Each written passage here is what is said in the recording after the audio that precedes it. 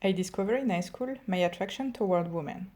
Being of a different sexual orientation compared to the main part of the population is not something I was prepared to deal with. As a way to better understand myself, I searched for representation in different media, such as books, movies, TV shows, or even Japanese anime. Feeling trapped as more and more clichés kept popping up my way, I decided to turn myself to my passion, which is video game. Playing as a daily basis, I am what is called a woman gamer. I play multiple types of games, and naturally, I search for representation in this media as well. The world of video game is vast and is composed of both big studios and independent ones, which allow for a wide range of possibilities regarding the representation, or so is my hypothesis.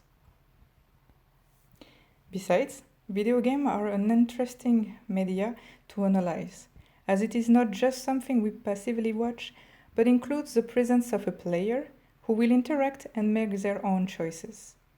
This thesis works as an answer to some of my questions and as a way to introduce people to the representation of lesbian in video games. From the point of view of gender studies, when talking about the lesbian, it is impossible to not take a longer look at the society. Heterosexuality is a norm that defines the society we live in, by creating a sense of normality that education further pushes in the mind of new generation.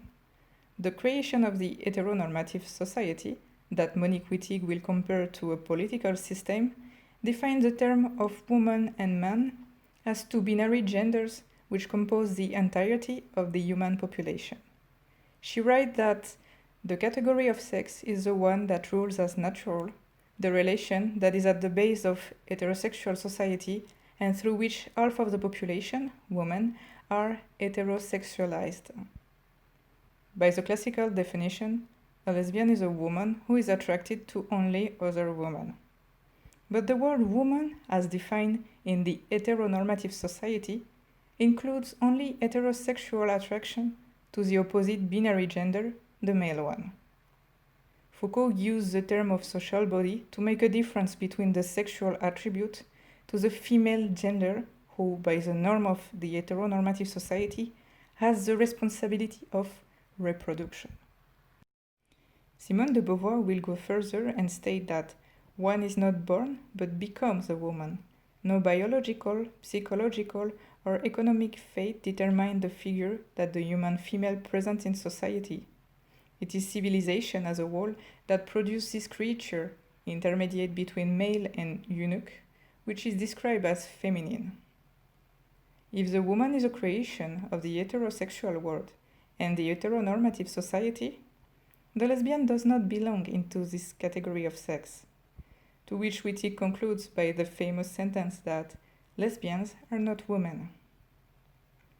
According to Perrin and Chetcuti, since the homosexual cannot be defined by the female gender and become a separate category, society will search on the body of homosexual and in their biography sign of intersexuality, of mix or inversion of the characteristics supposed to define women and men. The society will then search a way to define the lesbian by using the male gender representation. Representation of lesbian will be close to the masculine lesbian, also called butch, term which usually define a strong man. This representation, adorned by a part of the lesbian community, has a source in the search of equality. To have a place in a world dominated by the male gender, one would need to copy and take the male attribute to stay on the same level or to blend in. But this masculinity, worn by a part of the lesbian community, can also be a vindication against the attribute of the classical female gender defined in the heterosexual world. By taking male attributes in clothes or attitudes, the lesbian adopts the difference as part of her identity and her furthering from the woman category of sex. Although, not all lesbians will decide to use male gender attributes as strongly as behaving like a man. Some will continue to adopt female gender attributes, making the identification difficult for the society, but reclaiming freedom over the existence of binary society. Lesbians do not have to fit in a category and will usually possess attributes of both genders, wanting a representation that is both in between gender and outside them. To better define the lesbian, we will need to use the term of the androgynous. Ideally represented by the figure of the androgynous, the norm of the in-between comes from a tension between two assigned identities strongly rejected and wants to be a positive redefinition of the lesbian identity, a claimed identity. The androgynous, considered as a positive representation of the lesbian, is actually a vindication against the norm of gender established by our society. But even as a claim, it still uses those exact norms as a way to define the famous in-between, which become a mix of the two genders. My main objective for this work was to challenge the hypothesis that the representation made of lesbian has evolved through time, but follow a similar path as other media, and is deeply based on gender representations. Which leads to my research question: how the modern lesbian representation in video games fit the stereotype of gender? To answer this, I selected a total of 4 different games I have never played but was aware of. Each game was played for the duration of 1 complete playthrough, which was fully analyzed. This allowed the bias of the player to be taken into account, as I am a confirmed gamer with a specific orientation and preferences. Those 4 games are Gone Home, an American walking simulator where a woman discovers the story of her lesbian little sister through her diary. Life is Strange, a French episodic adventure game telling the story of a girl who finds herself with the power to rewind time and the opportunity to save her best friend from death with possible consequences. Kindred Spirit on the Roof, a Japanese visual novel letting us discover the story of Yuna, who, because of 2 ghosts haunting her, will have to play Cupid in her all-girls school.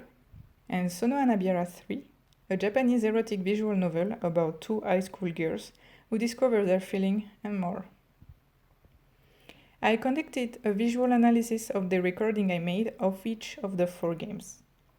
To analyze each game selected, I decided to base my model of analysis on the model of Adrienne Shaw for her LGBT game archives and adapt it to separate it in only 6 categories. First, the character, where I took notes of if we are in the presence of a playable character or a not playable character, and if their orientation is clearly obvious in the game or mentioned. The body, I focused on the hair type, the clothes, and the accessories only.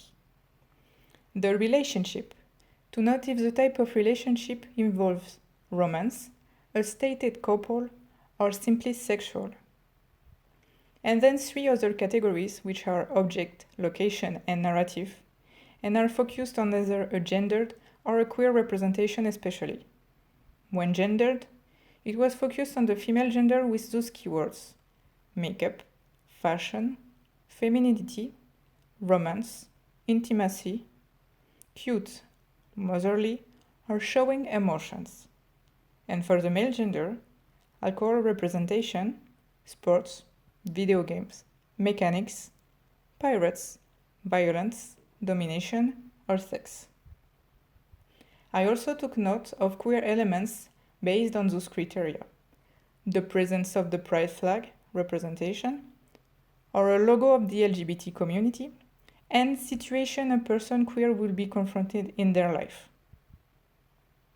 I organize the result as mind maps to have a better visual and to be able to cross the result and reorganize the categories. As a result, I encountered for the female gender the presence of the intimate diary as a narrative device, beauty elements like makeup, romantic situation and elements, the mother figure, cute objects, and a diverse panel of shown emotions such as embarrassment or sadness with the presence of tears. And for the male gender, I could observe the heavy presence of sport through objects, situation, and location, uneasiness around the subject of sex, pirate elements with object and situation, video games with object and location, the real presence of a violent behavior in some characters. The lesbian characters from those 4 games have attributes of both gender to define them. Instead of fitting into one stereotype gender and becoming either a woman or trying to be like a man, they will harbor both, in different quantities, without stopping themselves to one gender. But it is through representation from the 2 different lists I made that you can represent all those characters, playable or not. The lesbian, having representation of both genders, does not belong into one of the categories of the heteronormative society. She will take from both gender to create herself her own identity. By choosing to not belong to one gender, the lesbian ceases to exist as a gender mix, but needs to be defined as either her own category or by a no category, reaching some sort of freedom. As seen in those video games, the society will still force everyone into gender norms and decide to create that new category, which is the androgynous. But the androgynous exists only by the heteronormative norms. If a representation wants to be exact and respect the fact that the lesbian never belonged in those norms, she will be free from gender stereotypes and from any category. Although the problem might lie in the fact that those representations are made to belong to one gender, while they should be open to any human or any or no gender. From that fact, we can say that the lesbian is represented as being a character with elements of both gender. In the hypermedia object, I decided to represent those elements in spaces, the male space and the female space. Those 2 spaces are part of a bigger space called the representation. The lesbian taking part in those 2 spaces, she creates her own space called the queer space, which mirrors the 2 gender spaces. At the beginning of the project, the queer zone only shows some representations and not all of them. With time, the female space and the male space will merge more and more, making the queer space bigger, until it shows all representation. This questions the fact that the lesbian, not belonging to a specific gender, can be represented with all kinds of gender stereotypes. At the end of the project, the borders of the space can be destroyed by the player if they choose it, destroying the concept of gender. The hypermedia is an ensemble of information in perpetual motion in terms of calculation of spatial and visual position. It is not always interactive, but will always create new spatialities. With this definition in mind, we can say that the project is hypermedia because it is based on spatialities in self. By having different spaces moving and interacting with each other, it allows the player to see new informations based on their spatial and visual position. It is through this motion of space that it will question the player regarding the representation made and regarding gender themselves. I choose virtual reality for the immersion of the player. VR is the only technology to this day which gives me the possibility to immerse completely the player inside the spaces I defined. They will be able to stand in those different spaces and move to see images and sounds selected for their interesting representation, which are defined as their own spaces according to Edward T. Hall in the Hidden Dimensions. They will also be able to see the virtual world evolve in front of them with the passing of time, which is not possible to put in place through another media in the same way. The VR also allows me to remove the physical world, which would only act as a distraction to the project. My main objective for this thesis was to challenge the hypothesis that in video games, the lesbians were represented with stereotypes like in any other media.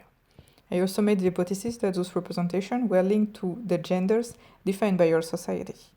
Through an analysis of 4 different games selected for the presence of lesbian representation, I concluded that my hypothesis holds some truth. The lesbian character is represented through 2 different types of stereotypes associated with the 2 binary genders of the heteronormative society. She is first inside a category mixing 2 representations called the androgynous. It is by taking representation from both genders that game creator will imagine characters easily recognized as lesbian. But it is because we associate those stereotypes to specific gender that we associate the lesbian to the androgynous. With the evolution of society, not only lesbian will take representation which used to be associated to one gender. The lesbian character will not be a simple mix of those 2 gender representations, but a mix of preferences shown by any human who decide to not belong to the binary world. And by this, the lesbian representation fits some stereotype of gender, but it is because we associate specific elements to those representations by yourself.